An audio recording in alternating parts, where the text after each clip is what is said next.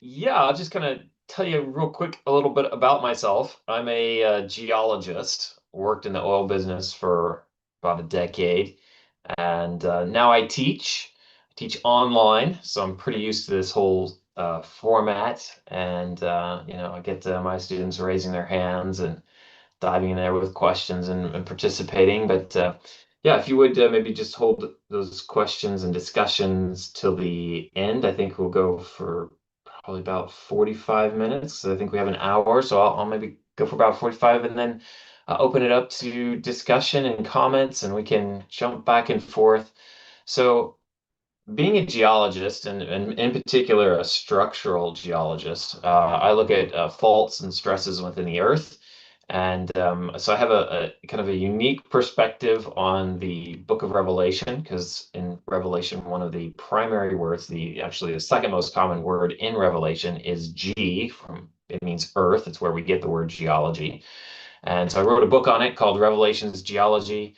And very happy to be here, kind of sharing with you today the first section of the book, which deals with the seals. Now, I don't think the seals are particularly all that geologic, but I do think that humanity's greed and um, desire for cheap energy and petroleum is one of the things that could lead to some pretty big events coming in the future here. So, when I look at the Revelation seals, I like to ask the question, are these natural consequences of humanity's greed versus the vengeful, angry, punishments of a deity that's been offended, right? I don't think God gets angry like humans get angry. I don't think we should be attributing that emotion, that unbridled anger towards him. Yes, he has. It can be described as anger, right? A sense of being unjustly treated, and when we sin against him and his laws, but um, I don't think he's the kind to just go around zapping people out of revenge, right? He's not into he's the Bible talks about vengeance, right? A consequence of something, but I don't think he's into revenge for his hurt feelings like we would be as humans. So I don't look at the things that are coming in Revelation from that perspective. I look at them as a God of love. He's just, he has laws, and his laws, you cannot get away from them, and there's natural consequences to laws, right? You walk off a cliff, the consequence is gravity, right? It's a natural law, something's going to happen. And likewise, there's spiritual laws. And so I think that there's a tie then between the physical realm and the spiritual realm. And because of humanity's greed and humanity's choices, that something will happen. There's a violation of the spiritual laws, and there's consequences to those. So that's what I want to talk to you about today, and just kind of run through some of the possibilities for the interpretations of the seals. And of course, I just want to say first off that I'm not worthy to open these seals, even to understanding them. My understanding is pretty limited, pretty weak. I want to propose another thought for your consideration, another way of interpreting them for your consideration, because only Yeshua our Messiah, only the Lamb that was slain, is worthy to take the scroll and to open its seals and to truly make them manifest. We really understand them right as they happen. And I know that there's different schools of thought when it comes to interpreting the seals, right? You have the idealist or preterist, historicist, and futurist schools of interpretation. And I believe they all kind of contain maybe some valid truths, because I believe that prophecy repeats and it is fulfilled more than one time, right? So the idealist is kind of a timeless, the seals represent the church throughout all ages. Historicist is similar to that. Preterist, it was only during the time of the disciples of Jesus. And futurist, well, it's going to be sometime in the future, right? Um, so when I look at the seals, I see a historical pattern, though. which I think would fit with a historicist interpretation, and that pattern, history often repeats itself.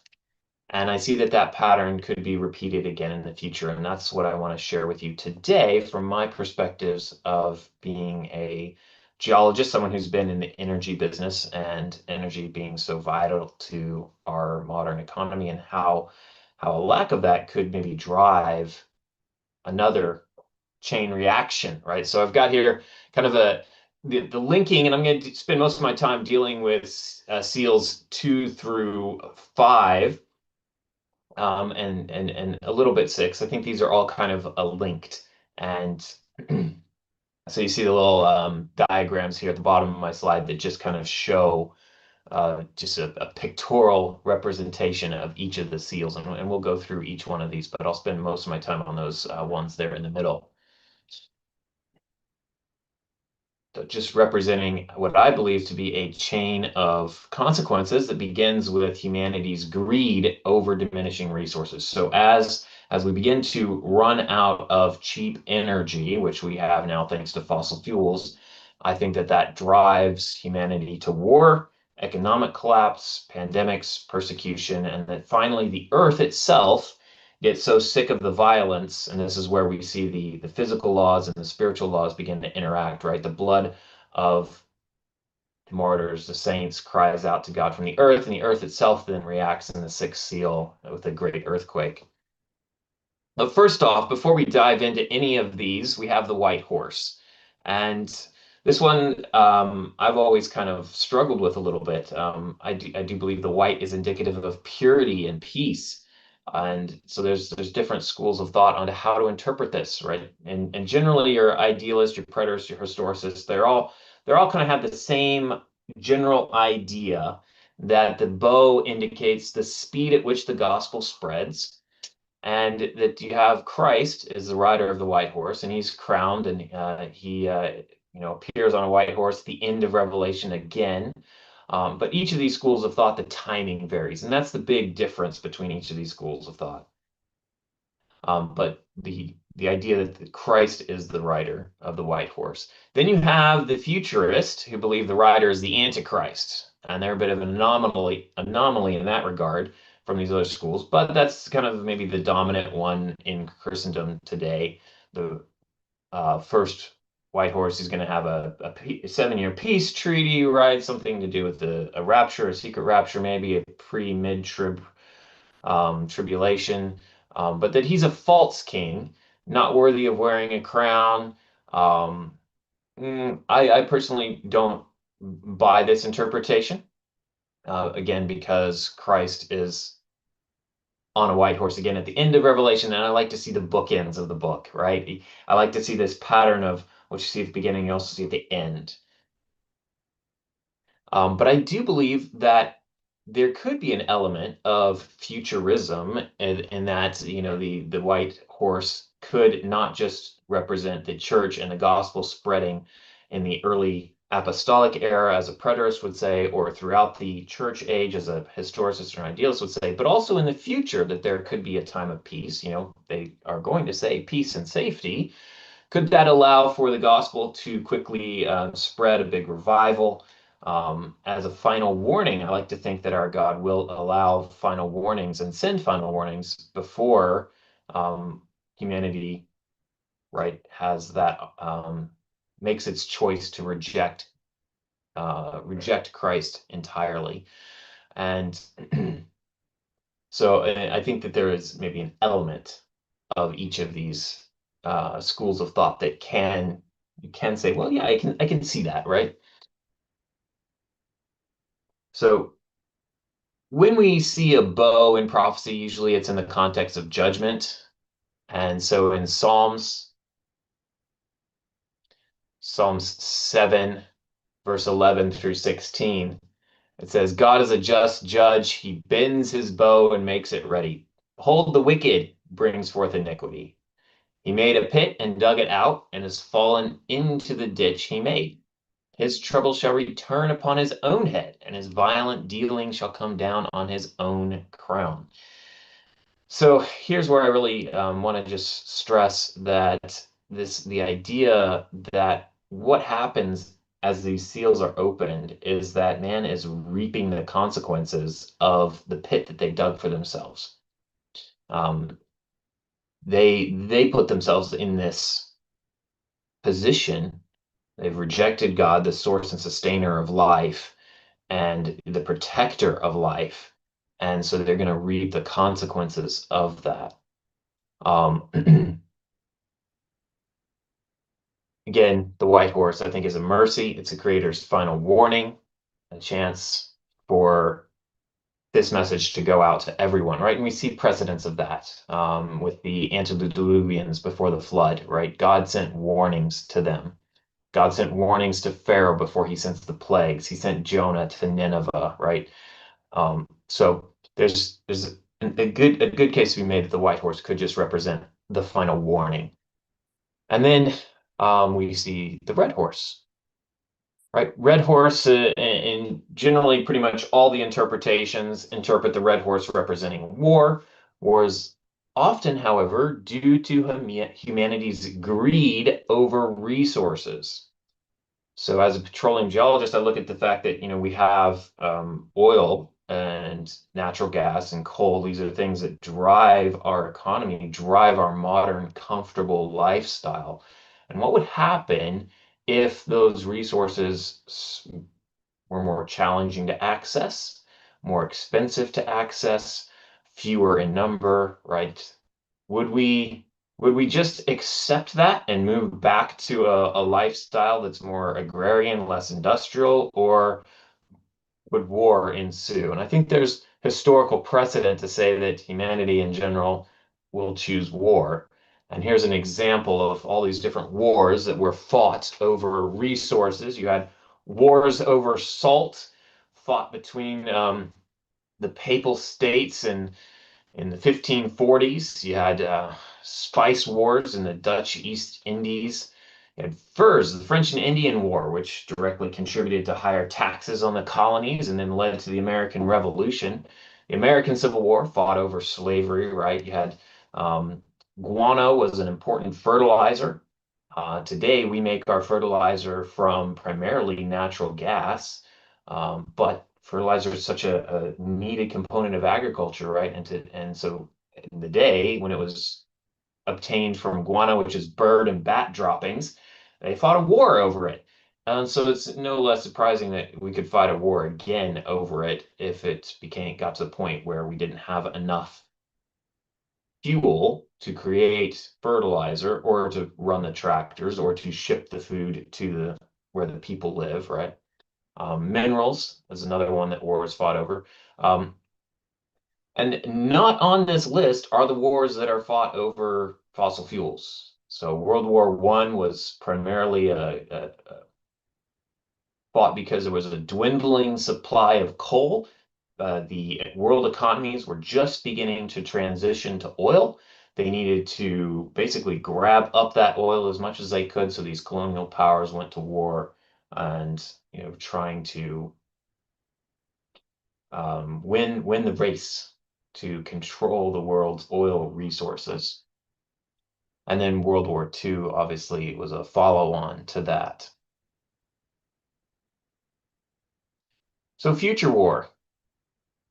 You have in prophecy, we have some major eschatological battles. We have the Gog-Magog war in Ezekiel, the siege of Jerusalem talked about in Zechariah. You have Armageddon and Armageddon in Revelation. Daniel 11 also is a war that culminates in Jerusalem. Last few verses of Daniel 11, similar to Zechariah. So we know that there's going to be a future war, right? In Revelation, it's the final war, the war of Armageddon. You see that the beast and his armies and the dragon and the wicked and even death itself end up in the lake of fire. And so that's kind of like the very last war, right? They go off to war against the saints, and God saves them in the New Jerusalem, right? I look at the New Jerusalem as the place of refuge for God's people, very much like the Ark of Noah was the place of refuge for 8 people while the earth was destroyed by water. Look at the New Jerusalem in much the same way, that it'll be a place of refuge for the saints from all time, as the earth is destroyed, and then you have a literal hell on earth. The armies of the wicked are destroyed, and then you have the recreation immediately following that. And we'll talk about that some more in a future presentation. But so we'll just get through as much as we can of this presentation today. I know I'm coming on next week as well, and I'll get into the more of the geology and the plagues and that talk. And then a future one we'll talk again about geology as well, and tying it into the Hebrew festivals. So hope you are looking forward to that one as much as I am. Anyway, so we have all these wars, and what's very interesting about a lot of these visions of major eschatological battles is they all kind of contain parallel themes. You have numberless armies of horsemen from the earth's four corners. They're gathered to the mountains of Israel. They're destroyed by a great earthquake, or in Zechariah, the Mount of Olives collapses. You have fire, brimstone, the flesh dissolves in Zechariah, and it's talked about in a lake of fire in Revelation. And then at the end, of course, you have this new city described with living waters flowing from it. So I think, we have these human wars that go on Earth, and that's what the Red Horse is talking about. But this is kind of building up to the grand crescendo, the ultimate battle, which is between our Messiah and the forces of the dragon, the forces of Satan, at the very end of time. So just a reminder that all who take the sword end up perishing by the sword, according to the words of our Messiah, as he told Peter right there before his at his arrest and before his crucifixion. So I just want to be cautious, right? And we're going through hard times right now, economically. At least, a lot of us probably would agree that things are more complicated now. Than they were even a few years ago. And we see that we hear constantly hearing on the news a drumbeat to war, constantly seeing people at odds with each other on social media posting. And so we really need to watch our words, that they're not, that our words are not a precursor to our fists, right? We want to remain people of peace because our Messiah is the Prince of Peace. And so we want to be very careful, picking up and supporting any political faction in this, right? Because we're ambassadors of a kingdom of heaven, not of this world, right? So Jesus says, my kingdom is not of this world. If my kingdom were of this world, my servants would fight. But, that's not our role. Our role is to stand apart. We're to be the set apart ones, the kedoshim in Hebrew, right? The holy ones, saints. And we just need to remember that when all this is going on, that God will never see the righteous forsaken, nor his descendants begging bread. So when you see war and oftentimes famine and economic collapse happens, there's always a promise that those who are righteous, we don't have to be part of that. We can stand separate and be provided for and protected by our God. So after that, you have the Black Horse rise. And often throughout history, we see that economic collapse is a consequence of war. So when World War I, Germany lost the war and had to pay reparations to the Allied powers, that led to hyperinflation. It's a classic example of hyperinflation where a wheelbarrow full of cash was required to even go to the bakery. They had ration books. And eventually the Weimar Republic collapsed, and that allowed the Nazi regime to arise. Right? And it was a far right, and used words that appealed to a Christian nation, right? And that we all know history. that regime did some pretty evil things, ended up doing some very evil things. Even the winners of war have problems. You had the fact that Britain from 1939 even to 1954, even well after World War II, Britain was still using rations, um, was still rationing some foods. Its empire collapsed. And there were 40 countries in the years after World War II that gained their independence from the British Empire, former colonies. So war doesn't just affect the losers, it affects the winners economically as well. It's good for no one. It destroys resources and it has a lasting impact. So I grew up in a place called Stafford, Virginia. There were about 8,600 people there before the Civil War, and it lost a huge chunk of its population until even after World War II, it didn't have 8,600 people there. It took a long time to get its population back because war displaced so many people. So talk about economic troubles derived from war. Before the war, it was one of the largest and most prosperous communities in Virginia. Stafford County is where Pocahontas was from. It was where some of the first initial plantations and tobacco was, and just a real prosperous place. But when the war came, it became a staging ground. All the trees were cut.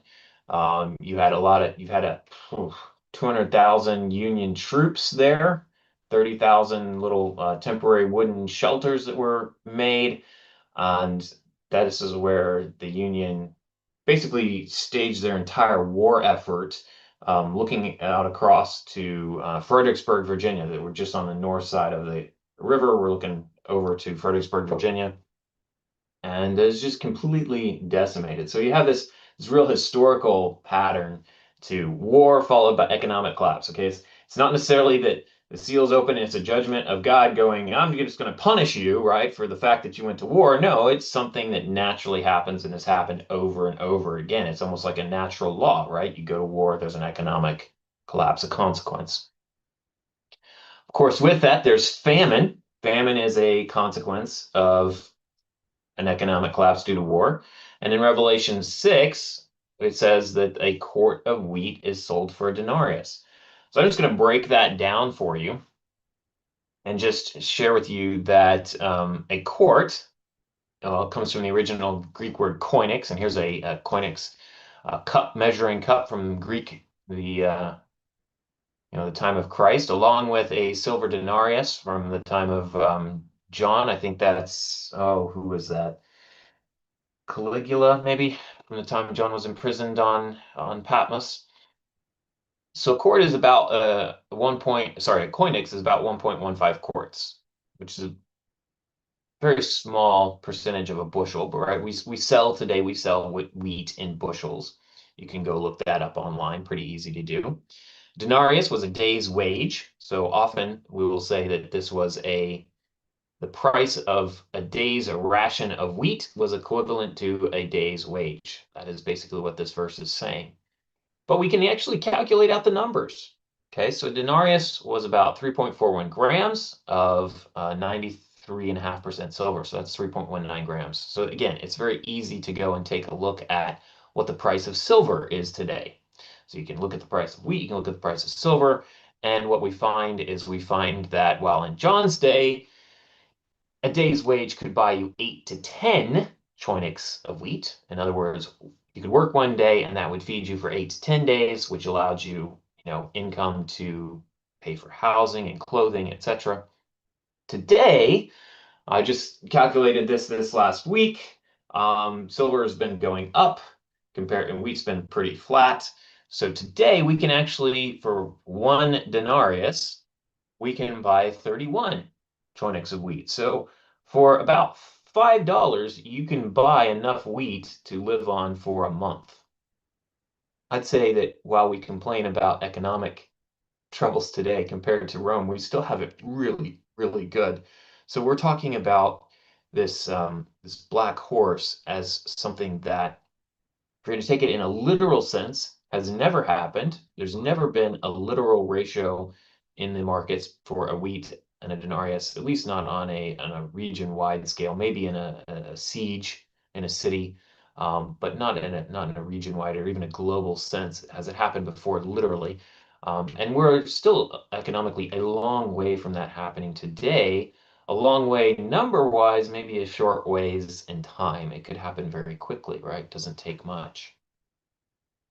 So what happens when food becomes scarce? Food becomes more difficult to purchase and obtain. People aren't eating as well. Well, you have pestilence, right? And it's not so much a pale horse. The Greek word is chloros, which implies the same word that we use for chlorophyll, right? The green color in plants that allows them to turn sunlight into food. Um, so this pale green sickly horse, right? We know that pestilence is a consequence of famine and low immunity, which happens when there's warfare. Remember the besieging armies? You had 185,000 Assyrians at Jerusalem in Second Kings.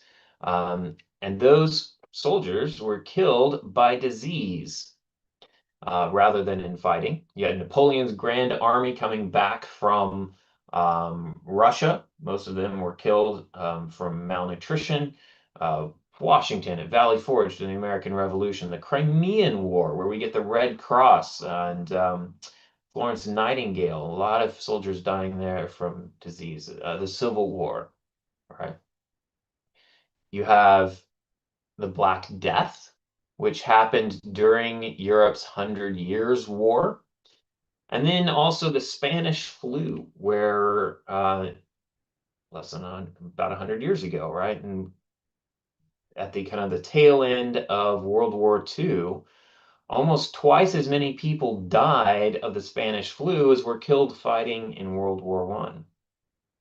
So disease has a very strong link to war, right? So you choose to go to war, you're choosing economic trouble and you're choosing disease and pestilence as the natural consequences of those things.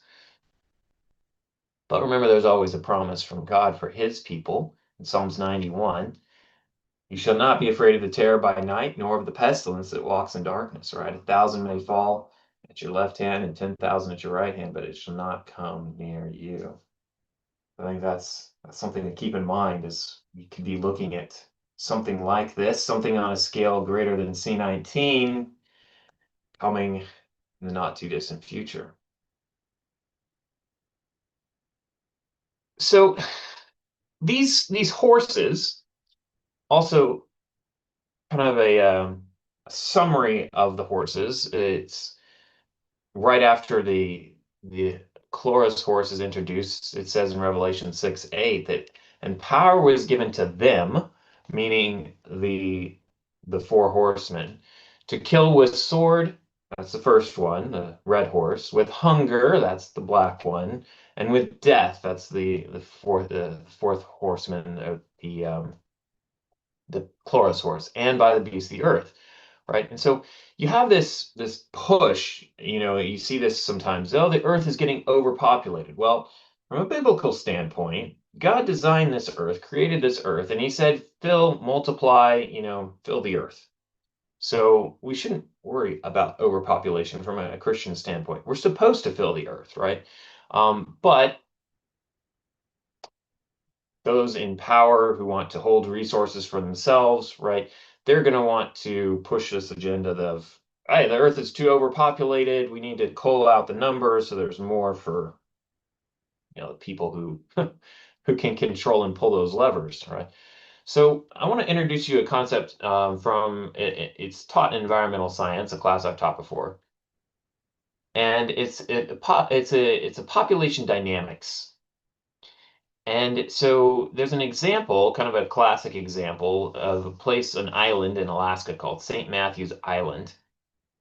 And in 1944, reindeer were introduced to this island. They were not native to the island previously to that. They rapidly grew to like 6,000 deer on the island in 1962, I think.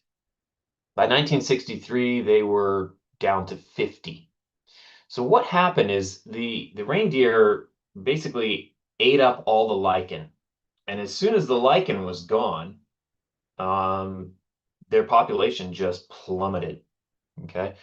Because there's what's called in ecosystems, there's what's called a carrying capacity. It's how much can the ecosystem support. Okay. And so the ecosystem really can support on that island about 50 deer, right? More lichen can continue to grow. They're not going to eat it all. And there's a balance, right?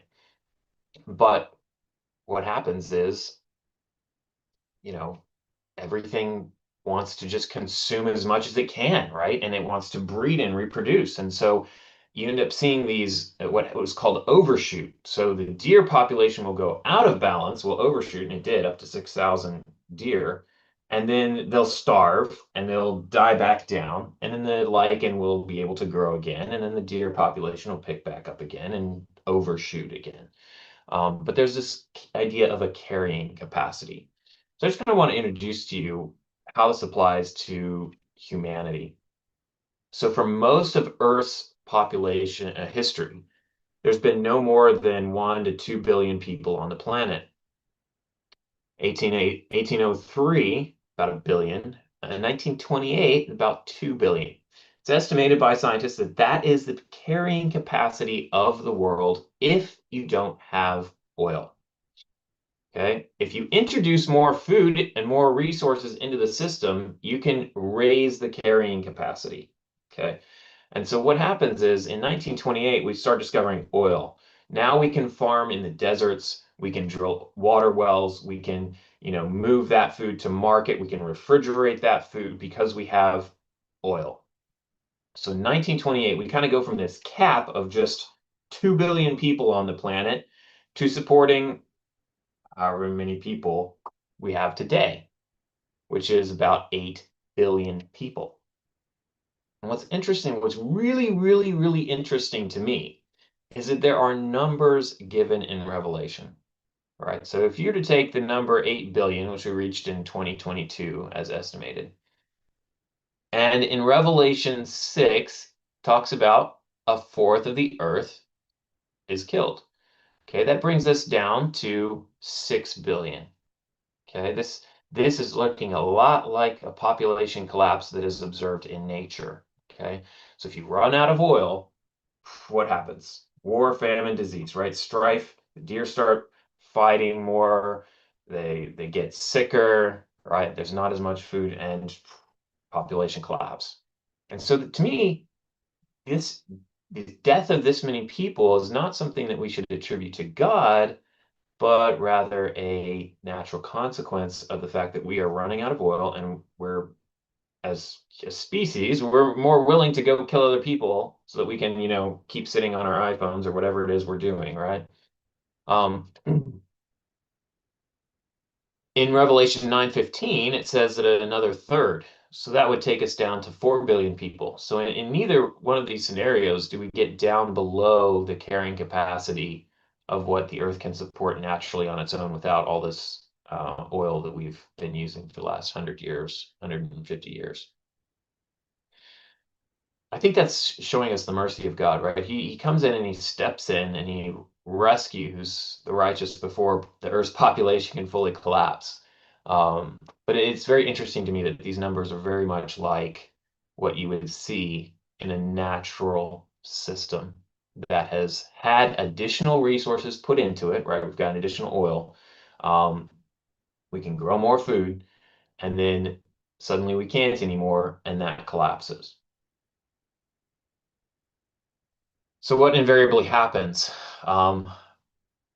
The fifth seal, persecution, right? When you've gone to war and you have famine and you have disease, you start looking for someone to blame, right?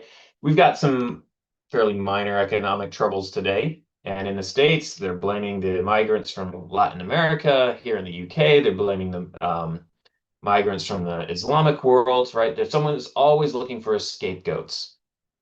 And In Daniel 11, I believe it talks about the Battle of Lepanto in 1571. I'm not going to go into that right now, but it was a battle between the Ottomans and the papal-led Holy League. And right after that, the papacy basically lost control of trade in the Western Mediterranean and went off to persecute the Huguenots. So they won.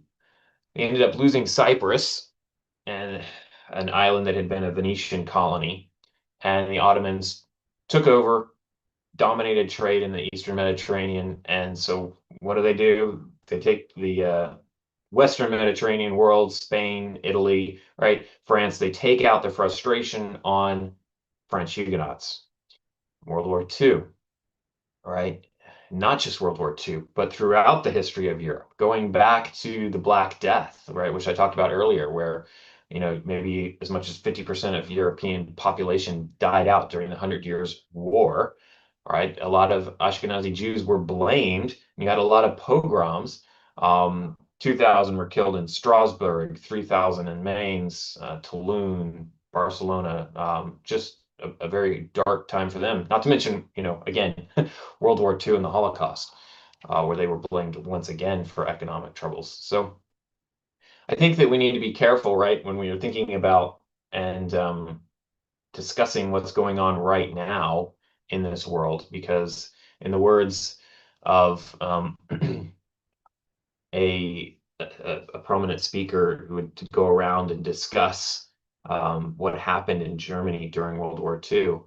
He didn't actually ever say the same quote twice, but here's kind of what he would say in the Holocaust Museum. First they came for the socialists.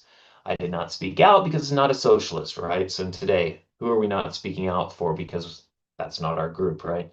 They came for the trade unionists, didn't speak out because they're not a trade unionist. Then they came for the Jews. I did not speak out because I was not a Jew. They came for me, and there's no one left to stand for me. So just as we think about this potential chain reaction, we want to be speaking out for those who are less fortunate, right?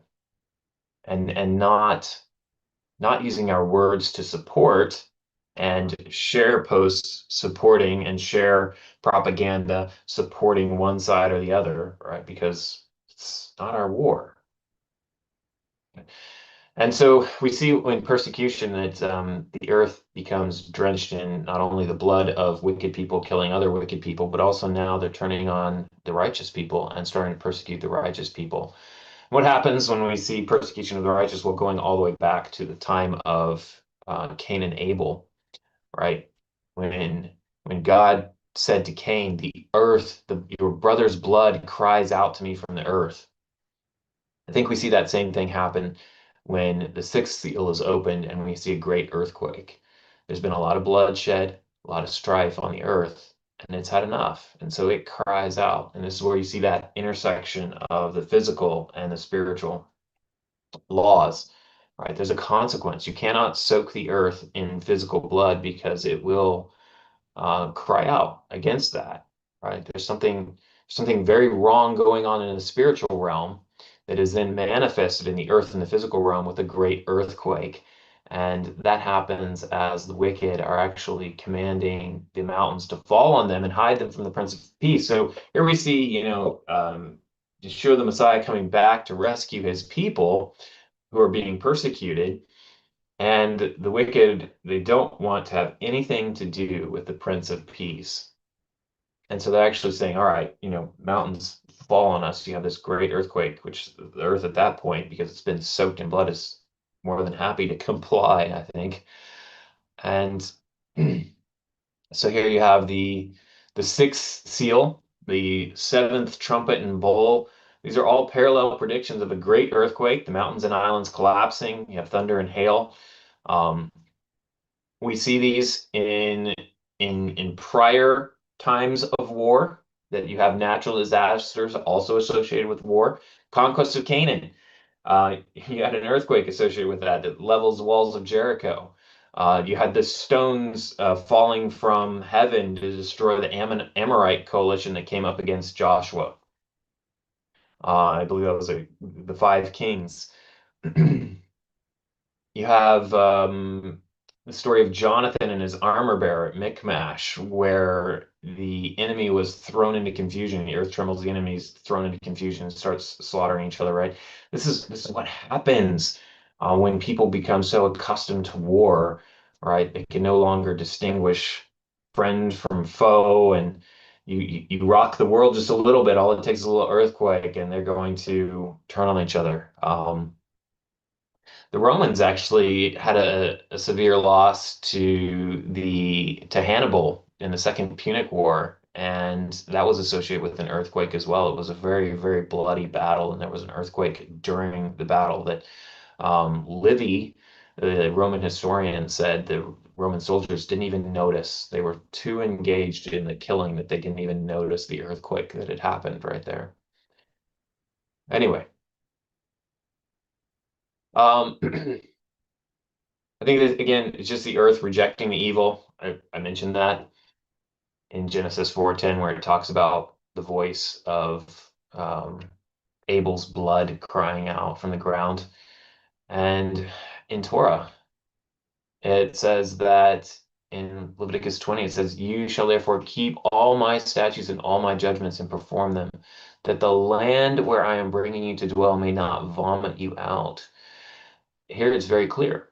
It's the land that vomits the people out if they don't keep God's laws. So here we have a relationship between the spiritual, right, keeping God's laws, and the physical, right? There's some connection there. The land is vomiting them out. It's not that God is saying, "Oh, you know, you've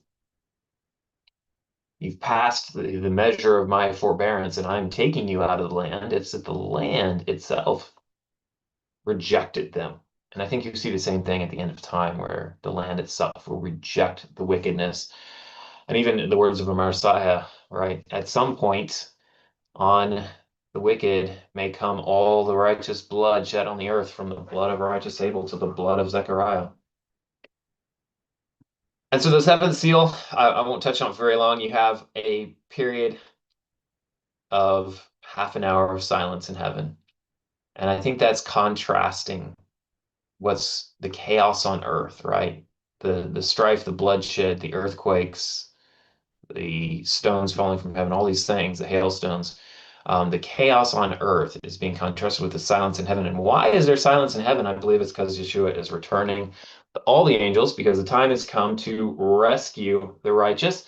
The time has come to reward his servants, and should destroy those who destroy the earth. Humanity destroying each other, destroying the earth in the process, and God is stepping in to put a stop to that, right? It's a mercy. The coming of our Redeemer is a mercy.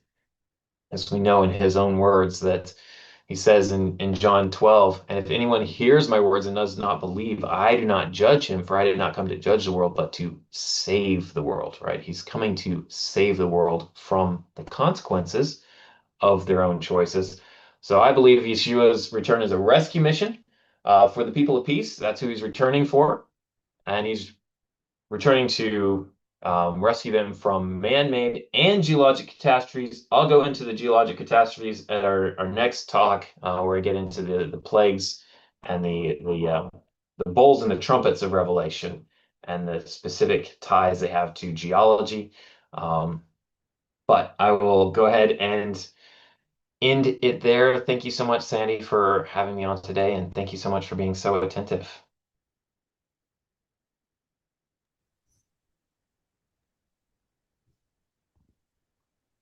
Thank you very much. That was very good.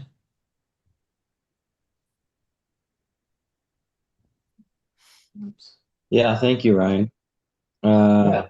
that was very good. I'm not great with the seals, but I can recognize what happens when we go to war. And especially in our first world countries, we would become quite decadent in our day-to-day life. Life is easy for many people, anything at your fingertips, and soon enough, probably, I imagine every household is going to have a robot eventually, and and it goes on from there if we've got our resources right.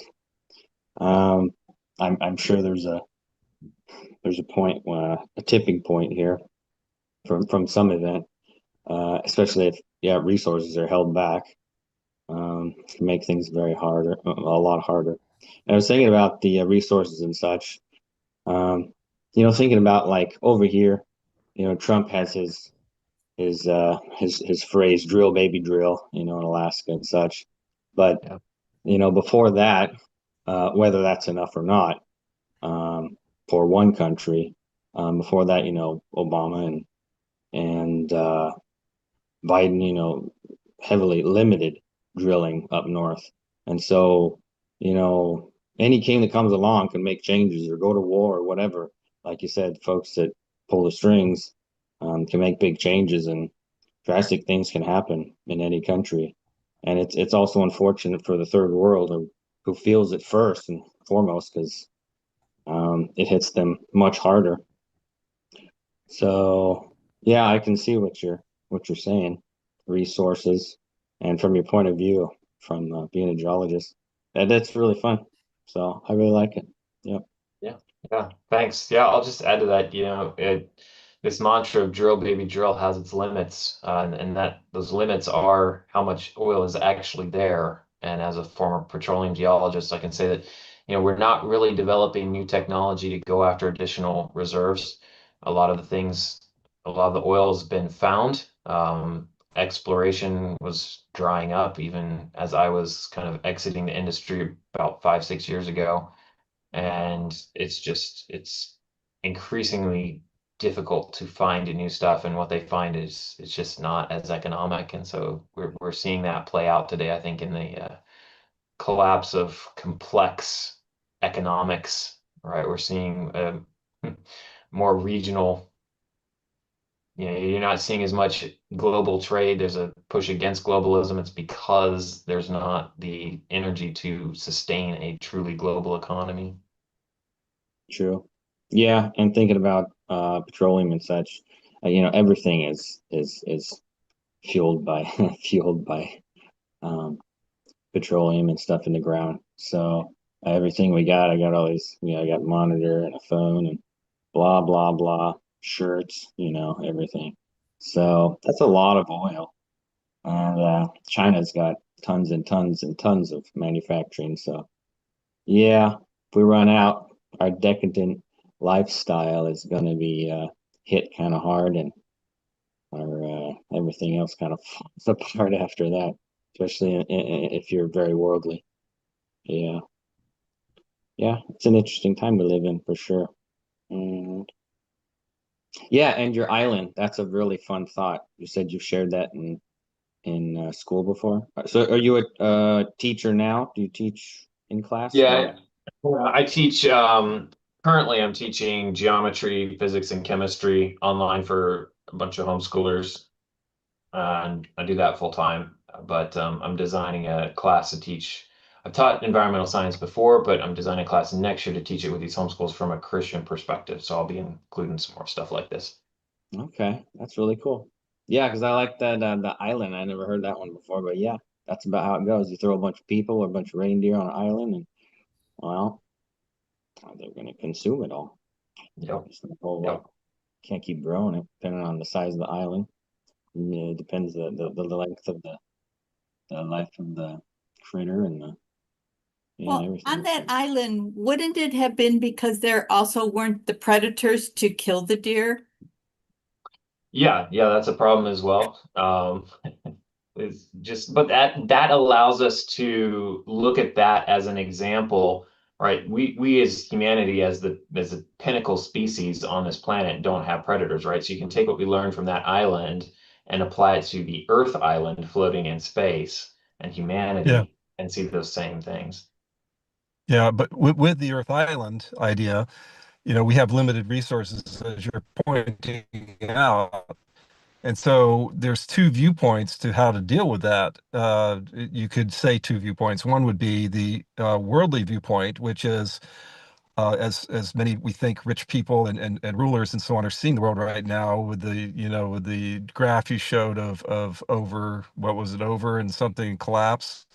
Yeah, overshoot Um, collapse. the idea overshooting collapse, if they're seeing in the same data and thinking the same way, what they're thinking is, we have to exterminate some of these useless resource hogs from the face of the earth to make sure that we have what we want when we want it, because we're the ones with the power and with the money.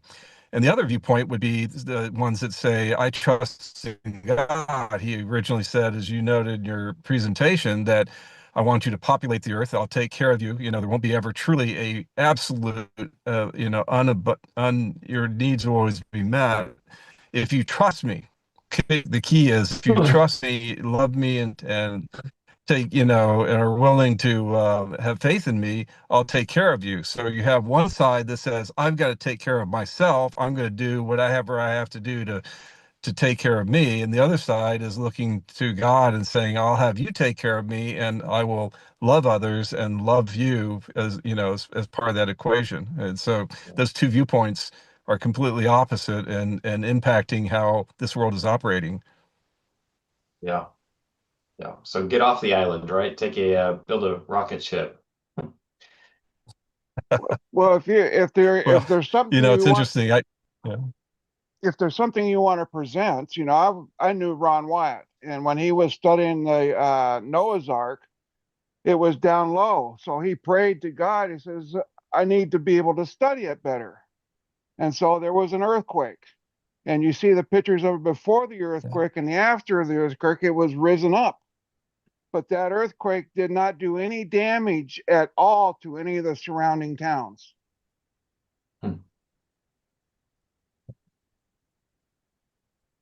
Yeah, Ryan, you're talking about the one there in Turkey, the site. Yes.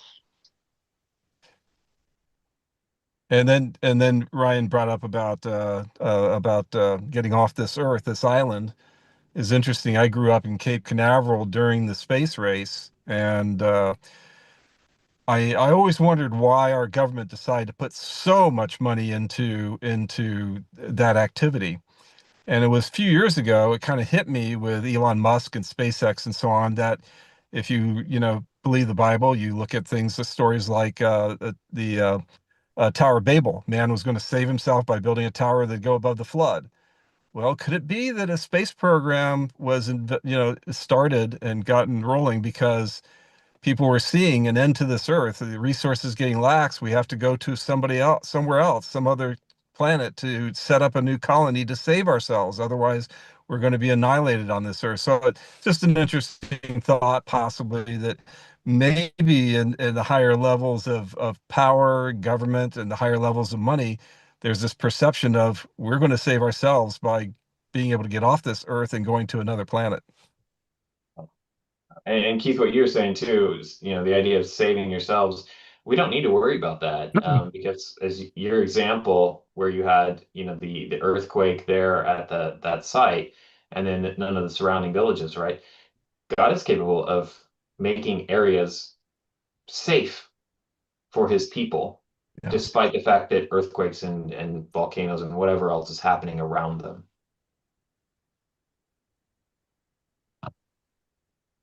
Thank you, Ren, for your talk, and thank you everyone else for your comments. This is quite interesting.